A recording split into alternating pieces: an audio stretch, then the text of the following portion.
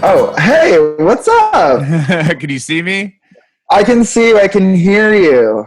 Cool. I can hear It's you. great. What is up, Adam? We're doing something right How are here. you? I'm great.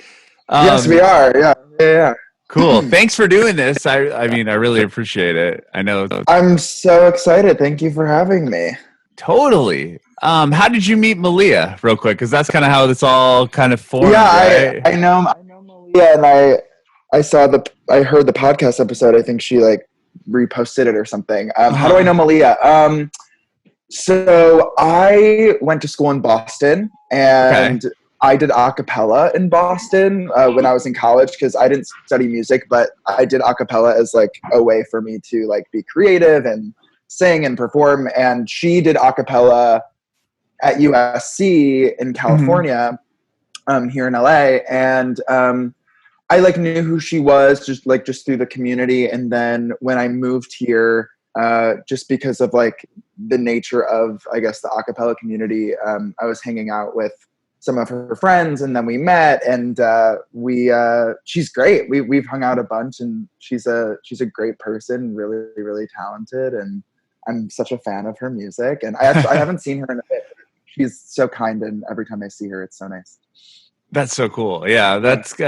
Just wanted to give backstory. So you started following us on Instagram. We kind of went back and forth, and my wife was going back and forth with you, and I'm so stoked we were able to arrange this. It's really rad. Yeah. Oh my gosh. Of course. It's so awesome, and I think it's great timing too. Totally. Yeah. Totally. Everyone's You know? stuck indoors. So Exactly. tell me about where'd you grow up? Where did I grow up? I grew up like 25 minutes north of Chicago.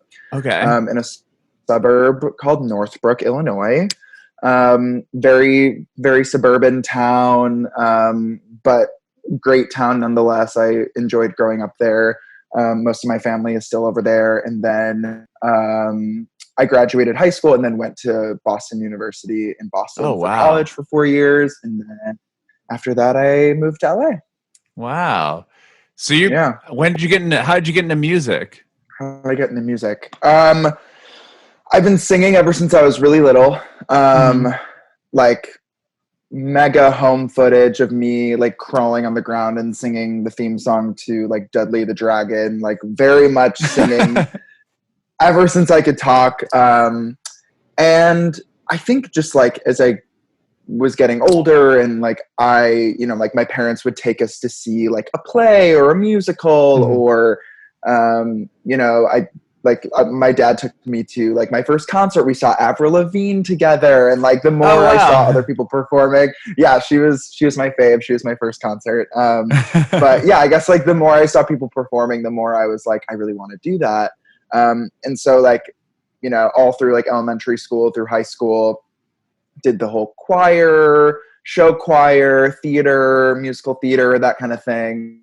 And then did the same thing in high school. And for a while I was thinking that like I wanted to go to music school for college, but I think I'm not sure like what really made the decision, because I don't remember my parents really looking at me being like, you cannot go to music school. But I feel like there was this underlying energy of like, you cannot go get to a music degree school. in some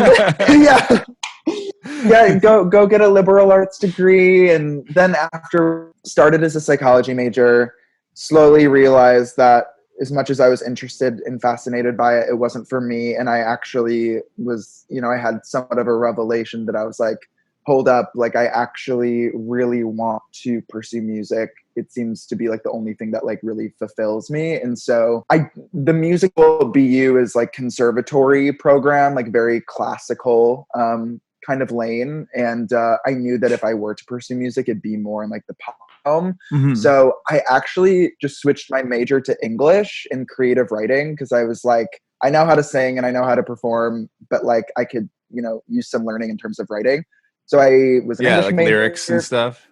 Exactly. And at the end of the day, I don't know how much reading the Odyssey really helped me figure out how to write a good pop song, but I have no regrets, and I learned a lot outside of class as well.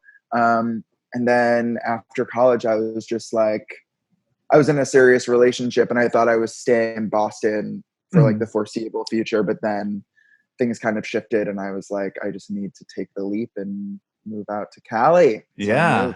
So you moved to LA, just packed your stuff, and we're like, we're doing this? Literally, yes. Yep. I had a friend from Boston whose boyfriend, she was in LA. She moved to LA.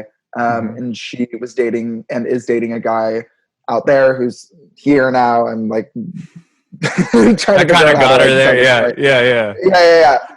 But her boyfriend needed a roommate. He was moving out of his parents' house, and he's a songwriter and an artist. And so we ended up moving in together, and we lived together for 2 years. And he was like a huge part in me like coming to LA. And immediately I started to write with him a lot, and then fell in love with writing, and then just kept meeting people, and just like lots of domino effect, just like meeting this person who introduced me to that person who introduced me to that person. But yeah, it was very much like, I'm just gonna go and move and chase the dream, Yeah. Were you writing songs when you were in college?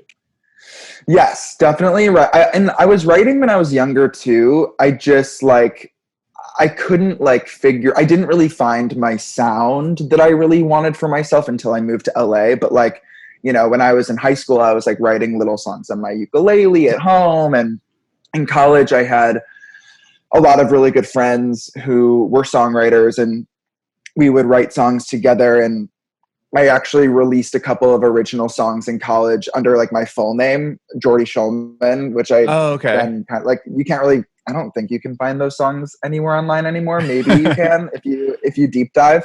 But it was definitely something that I was doing in college. But I just remember having a bunch of friends out in LA when I was like debating on moving. And inside I knew that like if I wanted to work with like the best people, I needed to move to LA. And so I finally just like pulled the trigger and was like, I gotta do this, because as much as I loved Boston and the people there who were writing with me there, I felt that like it was just a risk that I needed to take. And I ended up doing it. I moved. I did it. That's cool. That's really cool. Yeah. What was the first instrument you learned how to play? You said ukulele. I'm wondering if that. I guess the uke. And honestly, like when I perform, I'm like singing and like dancing and running around on stage. So I'm not typically like performing with an instrument. I can like play chords on the piano. For a while in my apartment here in LA, I had a piano, but my roommate Will, who I lived with for a couple of years now, lives with his girlfriend and took the piano with him, which is bummer. Obviously it's his piano. But I think for me, it was always singing. My voice was my instrument, like forever since I, could talk, as I said. And then as I got older, I asked my mom to get me a ukulele. And so we got a ukulele, and I started learning some chords, and I would go to summer camp and bring it and like write songs at summer camp and all that kind of stuff. And as time moved forward, I guess I was doing a lot of a cappella stuff in college. So like it was mostly like using my voice as the instrument. And then when I got to LA, I just started working with a bunch of producers who are super, super, super talented. So I honestly, like during this quarantine, I was like, I've been like, maybe this is my time to like really get good at guitar. Like maybe this is the time I like really spend time focusing on that. But I saw that. For me, it's like, I saw that Fender's doing like 3 months free lessons. I saw that too. Yeah, so that's pretty cool. Like if you just wanted to sign up and try to figure something out. But I guess honestly, my main instrument has always been singing. Well, your voice is so good. Like, thank you. Amazing. Thank you. Appreciate it. Yeah. So when did you write your first song? How did you write your first song, I guess? Is it all just a cappella or a cappella and ukulele? Like, how does that translate into what you're doing now? Well, so, I mean, like when I was younger, it'd be like on the uke, I'd like write songs on the ukulele and like record them on my computer and stuff. But when I moved to LA, the first song I wrote was in a room with my friend Will, who I was living with for a while, who I talked about, the guy I moved in with. And then this is also a very small world, but like Will and like Johnny, who was producing that session, They are good friends with Malia too. So it's a very like small world community cool. kind of thing. Yeah. But Johnny, the producer who I had my first session with, it was me, Will, and Johnny. He grew up in Chicago too. So I actually knew who he was before I moved to LA. And like, that's cool. oddly enough, he was like working with Will and producing a lot of his tracks and stuff. So when I moved to LA, Will was like, you know, Johnny, so like, why don't we all have a session together? And so me and Will went to Johnny's home studio, and I just remember like I had just left this person who like I loved very much, and it was a very serious relationship, and I immediately moved to LA. And I remember like getting into the studio with them and kind of just talking to them about how sad I was. I like wasn't doing that great. The move was really hard. The transition was really hard, and my heart was like pretty broken. And I remember just talking to them about what I was feeling. And typically like I would say like go into a session and like channel what you're feeling and write about that. And like, you know, if you're feeling sad, like write a sad song and like channel all of that into the music. But I remember Johnny looked at me and was like, I'm listening to everything you're saying, and I feel you and I get you. But there have been like little things that you've like mentioned too that I want to write about in terms of like you know, really finding yourself and learning how to love yourself because you're alone now. And, you know, through all of like the sadness, there were little moments of me being like, you know, like, I guess like it's nice that I only have to worry about myself now. And I'm really focused on like my health and my growing. And so we ended up writing a song called Be With Me. That was the lyric is like, damn, it feels good to be with me again. Just kind of like a self-love anthem. Yeah, I love that. And like, I remember like Johnny just like threw down some chords and we were looping those chords and we kind of just like wrote the song over that. And then I fell in love with the song. It was the first song I wrote in LA and I fell in love with it. And Johnny and Will were like, you should wait to release it because you're going to write a lot of good stuff out here. Like, don't get too excited. And I was like, but I really love it. So we ended up finishing it. And when it was done, I went to a website called submithub.com. Okay. Which is like a place where you can submit your music to like labels or playlists or blogs or like people to like listen to your music. Oh, wow. Cool. That's really cool. I've never heard of that website. It was awesome. And it got picked up by a label. And so a label out of Amsterdam, they were like an EDM, like dance label actually. And the track is definitely dancey, but it's certainly a pop track. But they distributed the song, and then kind of from there things more like domino started effect. moving. Yeah, exactly. Yeah. So that label in Amsterdam was the one that kind of picked it up. Exactly. It's called Armada Music. Armada Music. And it was just like a 1-song deal. And I was I was going to ask. So you just put the one track out with them? Yeah, exactly. It was like, for me, I was like, you know, at the time I didn't really have that big of a platform. I mean, I'm still growing a lot as an artist, but at the time I had nothing out like under, you know, my artist project. And so I was like, you know, it would offer somewhat of a platform. They were going to post the music video on their YouTube channel, and they had like a bunch of subscribers, and they were going to pitch it to like Spotify and Apple. And so the song ended up getting like playlisted a lot on Spotify, which like was then like discovered by a manager I was working with for Phil. And it just like, it kind of like started this whole process of really like meeting a ton of people. And I don't know, just learning how to, I think the biggest struggle as like a new artist is just like putting stuff out there, you know? And it was kind of like the first hurdle I needed to hop over in terms of like putting out music. So once I put out a song, I was like very unafraid to like keep going, you know? That's great. Yeah. Cause I would think that'd be the hardest thing is you could write the greatest song ever, but it's hard to get everybody to hear it or totally.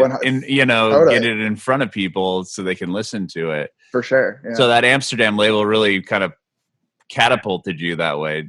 In a way. Yeah, no, totally. I think that I definitely wouldn't be where I am right now. I definitely wouldn't be where I am right now had it not been for that, just because of the people I met through that experience. So sure. Yeah. Were you nervous? Like, okay, now this one song is really going. Like, did you have other stuff ready to release, or did you have other stuff written? Like, you Sure.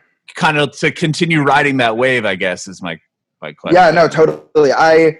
So basically I released Be With Me. The song was written in like November of 2017, and was released in April of 2018. So the process was like a long time. So within that time frame, I definitely wrote a ton, and had somewhat of like a portfolio of like things that I had written and was working on. And so when I released Be With Me, it got playlisted on Spotify, and I ended up getting a message on Facebook from this guy who was based in Sweden, who was like, hey, like, I really love the song. This is what I do. Like, he was working in the industry and would love to chat. And so we ended up talking. I showed him the rest of my portfolio, and he really liked what he heard. And so we ended up working together for a while. He like flew me to Sweden to do a bunch of sessions, and oh my gosh, it was crazy. It was nuts. I spent like 3.5 weeks of the following October of 2018 in Sweden. Had you ever been out of the country before? I had, but this was like very different. I had never been to Sweden. The fact that it was like a year into moving to LA that I was like being flown to Stockholm to like write songs. Yeah, like, that must have been pretty crazy. It was crazy. I mean, like, I was doing sessions at Sony and like met some of the best writers I've ever worked with ever. And I'll always be really grateful for this manager I was working with for like giving me this opportunity or that opportunity. But like in between that time, so like Be With Me was out in April. We kind of took the summer to like really organize the project and like get all of these songs finished, so that I could eventually like make like an EP of sorts. And so when I was in Stockholm, I was working on a bunch of stuff. And then by that time I had already like finished an EP. So I started releasing again, October of 2018. And then since then it's been very steady, kind of release schedule, but definitely took some time after the first single to be like, okay, we have something out there now. Like, who am I as an artist? Like, what am I trying to say? Like, what am I trying to do? Like, who am I trying to reach? And so kind of took a lot of time to figure that out. And then once I had that kind of figured out, which is still a journey, I'm still finding myself every day, but I think it was important for me to take that initial time to really hone down on like who I want to be as an artist. And so by the time we started releasing the next chapter of music, I felt like I was in a better place, I guess. What was that first EP called? Was that it was called Welcome to the Friend Zone. That's what I thought. Okay, so Welcome to the Friend Zone was your first EP that you put out. Correct. And the first single off of that was called Just Friends. Just Friends. And that's like, that song was huge, or is huge for you. I mean, it almost has like 3 million plays on Spotify. And how did that, like, was that all just done through that one label? Like, how did that happen? So no, this was completely independent. So this manager who I was working with at the time, the Sweden guy, me like just Okay. He was helping me distribute all of the music. I mean, it was going out. It was going out through a company who I still distribute my music through, called STEM. Okay. And it's for independent artists. It's not a label. Like, I own the master. I can do whatever I want with the song, which is great. That's so cool. Yeah, it is really cool. It was dope. But actually, funny enough, Just Friends is like definitely, as of now, like my biggest release in terms of streaming, and it never got a Spotify playlist. It was never on an editorial Spotify playlist. Wow. It ended up, it's so random, and it's cool because it's reached so many people. But the song ended up going like semi-viral on anime channels on YouTube. So, really? Like on YouTube, if you look up JORDY Just Friends, you'll see all of these videos of like anime where it's like scenes where they're using my song over it. as like Really? the music, and my distributor like collects those royalties. It's been, I think on YouTube, it's like almost like 40 million streams because of those channels. Wow. Nuts. And so I think that over time, that like traction kind of translated Spilled to over. Spotify. Yeah. And people started like looking up the song on Spotify. So what's really dope is like the song has grown in a very, very like organic way. It wasn't like, especially on Spotify, like it wasn't being shuffled on a playlist, but it's like real humans like looking up the song on Spotify, which is still crazy. Yeah, totally nuts. But that whole project was very very important to me. Is very important to me. I mean, it was my first collection of songs under the artist project, and I was so proud of all of those songs and so excited to put it out in the world. And the fact that a bunch of people were able to listen to it too is super cool and kind of kept me really motivated to keep working. Totally. Do you know why the song translated to anime? Like I have no idea. No idea. I mean, the song is like, maybe I don't want to be just friends. It's about, you know, like having a crush on someone who is friend zoning you in a lot of ways. And I guess like for like the nature of like these little scenes that they make, it's typically like two characters. I like you. And the other one is like, but we're just friends. And it's like, I guess the song just like worked really well for it. And like, I don't know, I think like one big anime channel. I mean, some of these channels have like millions of subscribers. Sure. Like, I mean, it's a huge market. Yeah. It's so interesting. And so I think one big channel posted it, and then like it kind of like other people started using it and stuff. Yeah.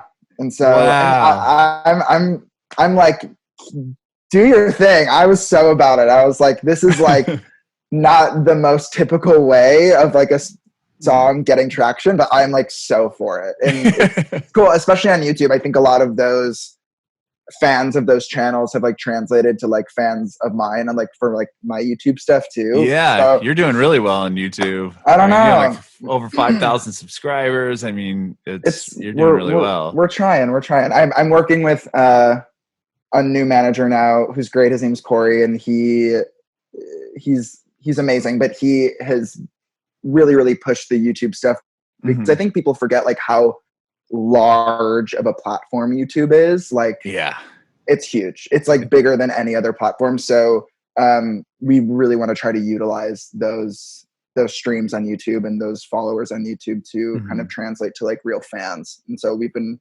trying to put up as much content as we can. Very cool. You were saying that you were in musical theater as a kid, so those are probably your first real performances in front of audiences and stuff. Children's theater. Okay. Oh, actually, no, it was in first grade.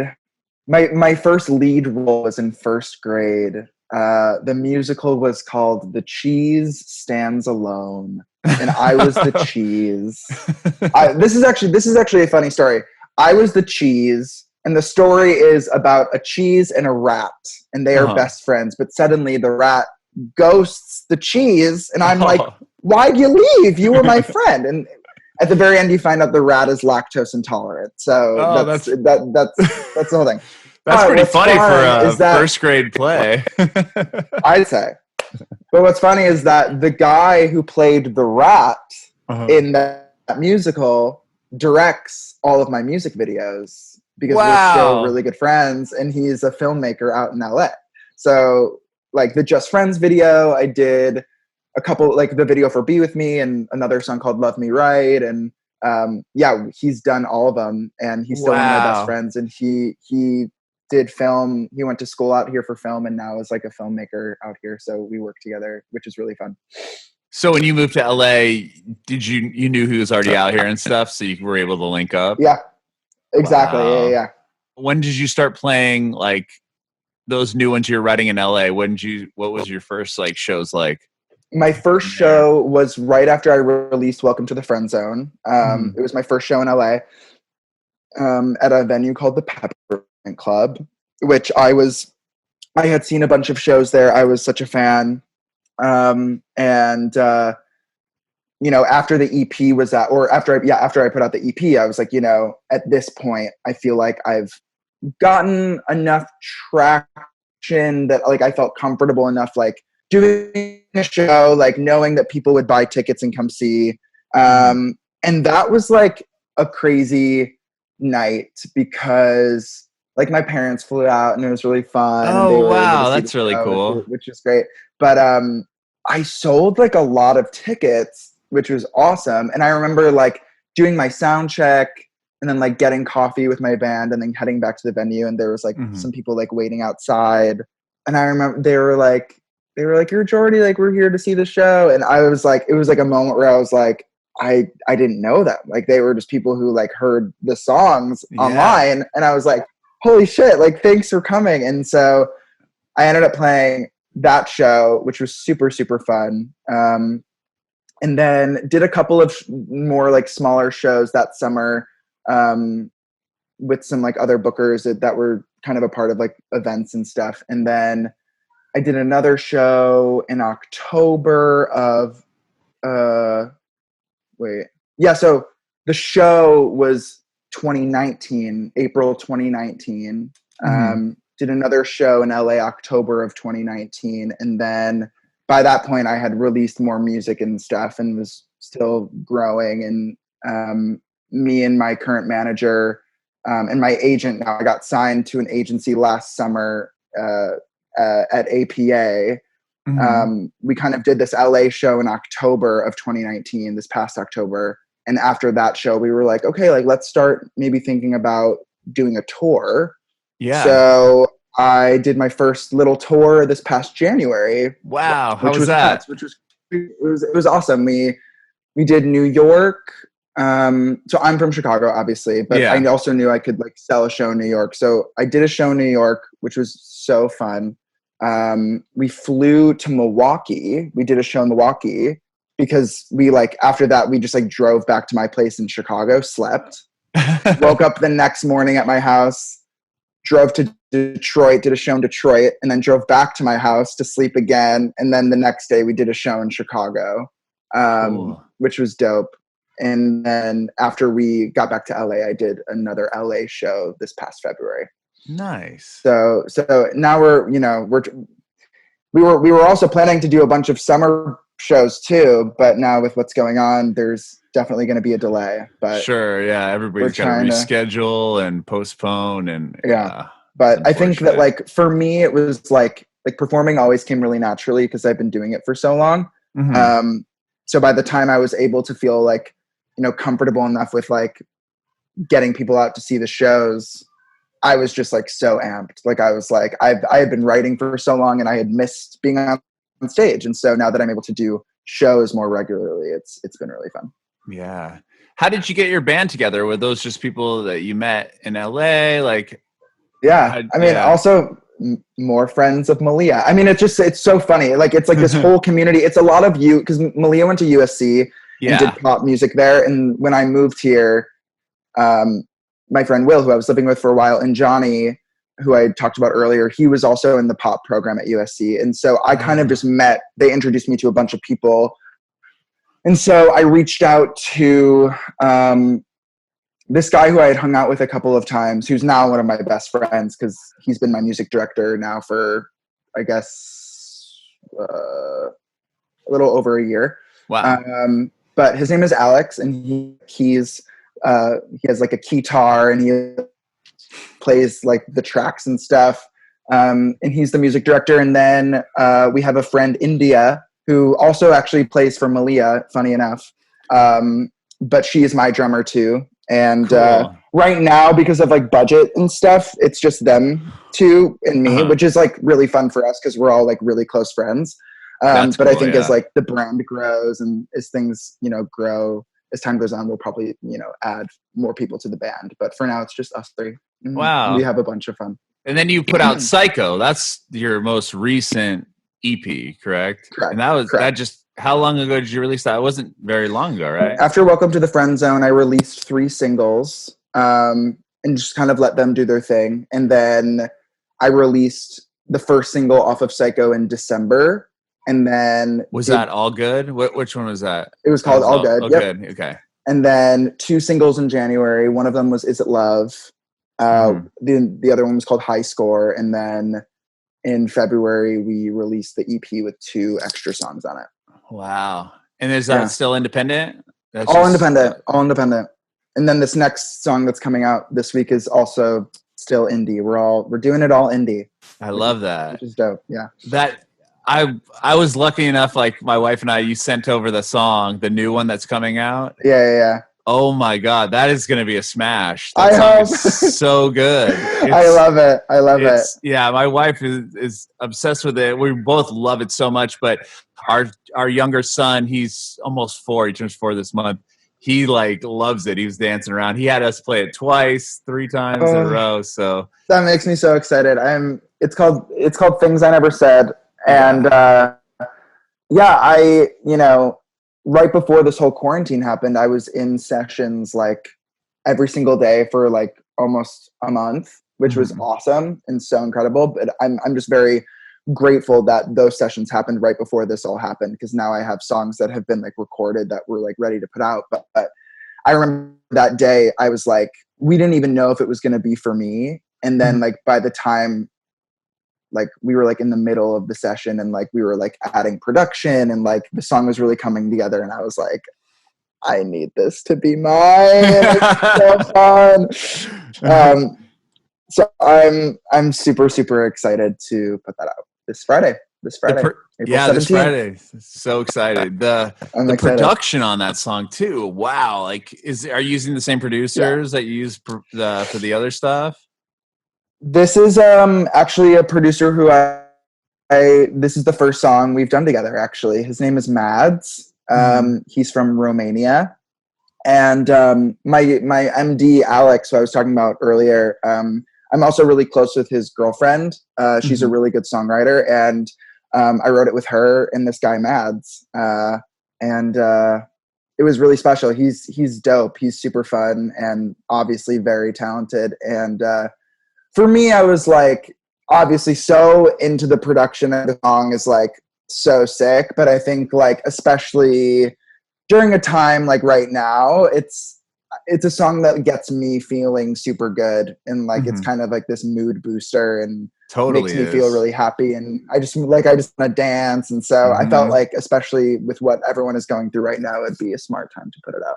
Yeah, the perfect like escape for people. It's such a great song, and I love. There's the portions of it where like the vocal kind of like has like a distorted sound to it for a minute, and it kind of pulls away from that. Like it's really rad. I love. Thank you. I appreciate it. So so what do you have going on after you release that on the 17th? Is that just the next release? Are you going to try to put together another EP? Are you going to put a full length out? Like, what can we expect? Yeah. So definitely we're putting out Things I Never Said on the 17th. I think we're aiming for 2 more singles in May, which is exciting. Yeah. And kind of like set those up for the summer. And yeah, I think definitely expecting another EP is probably really realistic. And more singles and stuff. I think, music is so different than it was a year ago, 5 years ago, especially 10 years ago. Like things are like really shifting. And so, as an independent artist, without the backing of a label, something that I'm really proud of, but, to be realistic with, it's like, I really want to, at this point in my career, I want to, give my songs as much push as I can, because, I feel like I'm getting there, but I think that I want to release a full length when I know that I have like the fan base to really support that full length, And so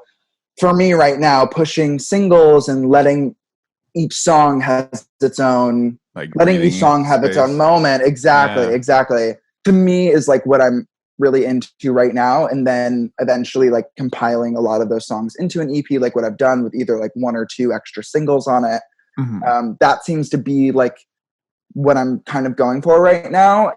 And like, who knows, like if I can stay indie and like develop this fan base on my own, I'd be thrilled. And then, you know, eventually release a full length. I think everybody wants to release a full length. It's definitely something I've always wanted to do. But I think at this point right now, definitely expect more singles, another EP, maybe another EP after that, who knows. But I think short term, singles, EP for sure. And as soon as we can be doing more shows too. Sure. Yeah. I know you've been doing a lot of like Instagram live stuff. I've seen. It's been pretty fun. It's been fun. Yeah. I mean, it's definitely like, it's super fun to like connect with fans on social media. You know, when you're doing shows, especially like when I knew that like when I did the Chicago show, which we sold out, which was so insane. Yeah. It was at a venue called Shuba's, and it's just this really iconic Chicago venue. And that was like my mother like sobbing the entire night. Like it was like a very special like moment for me and my family and my friends. But like when I did the show in New York, I knew that I could sell tickets there, but like when I walked out to like the crowd, I was like, this is crazy. Like we're not in LA, we're like across the country completely. And to see so many people, and even people who I recognize from like messages on Instagram, like fans and stuff, meet them at the show and to like put real faces to it and to like hug them and talk to them was like so special. And I'll never forget that. But with what's going on now, you know, it's still important to connect with people, even if it's on the internet. And I think so many artists are trying to utilize the live stream thing. And you can even like bring people like onto your live stream, which has been fun to like talk to fans like on video chat via Instagram, I guess. Oh, but, that's cool. Yeah. It's fun. Yeah. But I think like we're just trying to do everything we can, you know, as much as we can during this weird, bizarre time. But we're lucky to have social media, I guess, and the internet and technology to be able to do that and to give people performances, even if it's on a screen. Yeah, you know? Totally. And sometimes it's even more intimate because, like, for example, you're just sitting in your spot, your house, and you're comfortable and you're chilling. And I think that's cool for other people and fans to see that, hey, I'm just hanging out here with you guys. I'm on this big pedestal stage. And, you know, totally. They're kind of bringing them into your element. I love that. Absolutely. I have a quick question about the that venue in Chicago you said you played. Did you ever go there to watch artists perform? Like, had you been there as a fan before? So funny enough, I had not. I had never been there as a fan. When I was younger and I was seeing shows, like when I saw Avril, it was at like United Center. Like it was at so it's like a huge venue. Yeah, she's huge. And then I feel like, you know, it's funny because I feel like I saw most of like my concerts as a fan when I was in Boston because I was like 18 by that when point. You're in college, you know, like because Shuba's was like 18 plus, so I wouldn't have been able to really go when I was in high school. Yeah, that makes sense. So I saw a bunch of shows in Boston, and I knew of Shuba's. I knew that it was like an iconic venue. Yeah, totally. So when I played the shows, the first time I had ever been there, which was sick. It was really dope. It was really fun. And then you were talking about the Chicago, or not the Chicago show, the New York show, and you were saying like, you're playing a venue that is clear across the whole country. You obviously knew people were going to show up and there's tickets sold, but is that still was that a surreal experience showing up there in a place that you're not even from, you really have no ties to, and there's a ton of people there to see you perform? I was the Chicago show was like super crazy to me because we sold out and it was hometown. New York in a way was like crazier because it was less expected. And like a week before the New York show, tickets were like selling, but I was like a little nervous. I was like, I hope this room isn't empty. But then like it was like 2 days before the show, like I think New Yorkers just like buy it last minute because we sold like so many 2 days before and then so many like the day of. Yeah. And so there was just like a lot of anxiety leading up to it. Like, God, like I hope that I'm not playing to an empty room. And then like I walk out and it's like a full room. And I was like, wow, holy crap. It was so cool. And I had a bunch of college friends who were there because a lot of them went to New York after they left Boston, which was really special too. But like a ton of fans showed up and it was so special. It was so cool. That is really cool. Yeah, I've talked to other artists that say, you know, even to this day, they're kind of worried. Like, is anyone going to be here knowing the show's like sold out? It's like 1,000 people for sure. Yeah. You know, it's just one of those things where I bet there's always that kind of crossing your mind. Like, totally. Oh my God. I'm going to show up here. Hopefully people still want to come. And totally. And like, granted, like the shows in Milwaukee and Detroit were smaller. Like, obviously it's like smaller cities, and you know, we really just wanted to, we chose those cities because they were driving distance from Chicago where we were staying. And like, my mom and dad let us use like one of their cars, and, you know, we were doing it really DIY, but we really just wanted to like practice and like get on the road and like perform for people. And even though it was smaller crowds, it was like fans still showed up, and it was really, really cool and a good experience for me to be like, okay, I can play like 4 shows, like one after the other, you know? And that was a really good moment for me to be like, okay, like I can tour, like I can do this. Yeah. Yeah. It's kind of like a validation that this is what you should be doing. Totally. Yeah. Who would you say that your biggest advocates are, or who have been your biggest advocates for your music career? Oh, wow. I mean, I'm really lucky to have such supportive parents and such a supportive family, such supportive friends who I'm able to work with a lot, which is super lovely, whether it's like producers or like one of my best friends who I live with, I actually went to college with, and he's a photographer, and we're able to do like some video stuff and some photo stuff together. And cool. Obviously I mentioned my friend from first grade directs my music videos. Yeah, that's awesome. Cool. But like right now, like I, again, completely independent, like don't have the team of a label, but like I have my incredible manager who is like, just like works his ass off and like really believes in me. And my agent who also, you know, like flew to Chicago to see the Chicago show, which was really kind. And we're all just like a really lovely team. And I think that we have, you know, really big visions for the next couple of years. And we're really working hard to keep putting out music and keep doing shows, and to have them who like, you know, have worked with a bunch of other like really well-established artists. It means a lot as, you know, someone who's more like up and coming, to have people like that really believe in me and like the music. And so, you know, very lucky to have them for sure. And yeah, I guess it's just like, even like songwriters who like I've looked up to, who I've been lucky enough to work with now, you know, it's really nice to meet kind people out here who are so good at what they do, who also believe in what you do too, you know? So yeah, I like having a small core of people who I know I love and trust, and who love and trust me back. And so it's been nice to have a little team, you know? Yeah, definitely. Yeah.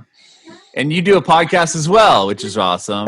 I just started. That was my manager was like, you should do this.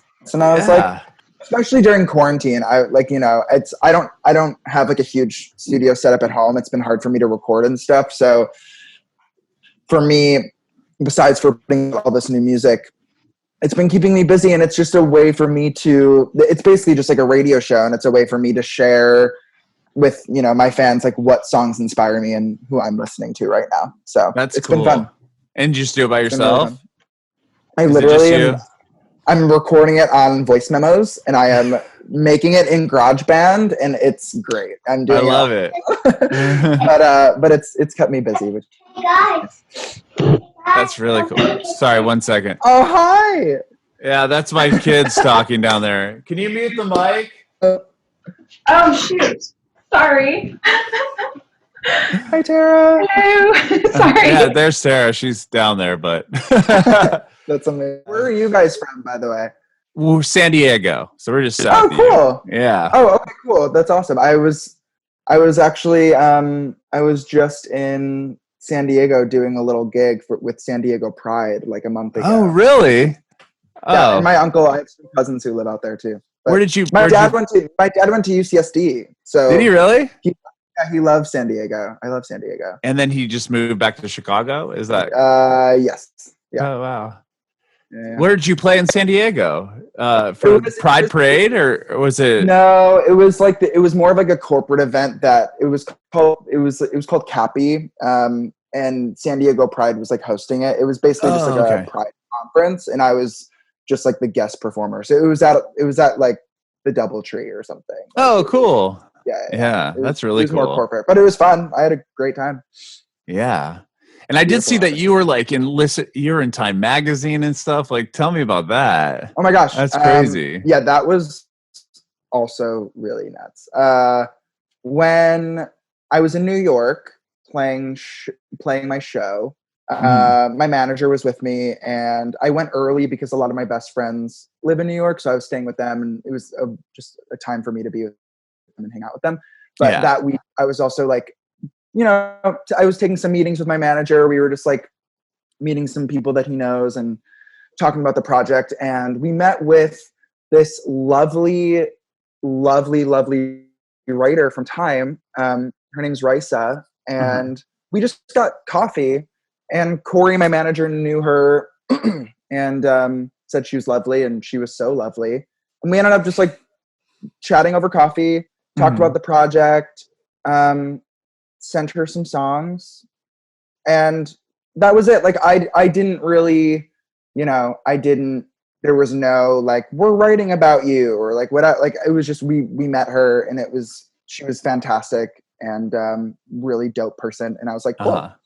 And then I released the EP like a month later, and I'm like in line for a smoothie, and I get a notification on my phone that was like a tweet from her being like, top 5 songs of the week featuring Billie Eilish, Monsta X, and more. And I was like, for a second, it didn't click. I was like, oh, cool. Like, I'm just getting a notification from Twitter that she tweeted. And then I clicked on the article, and it was like, and JORDY. And I was like, what? Oh, yeah.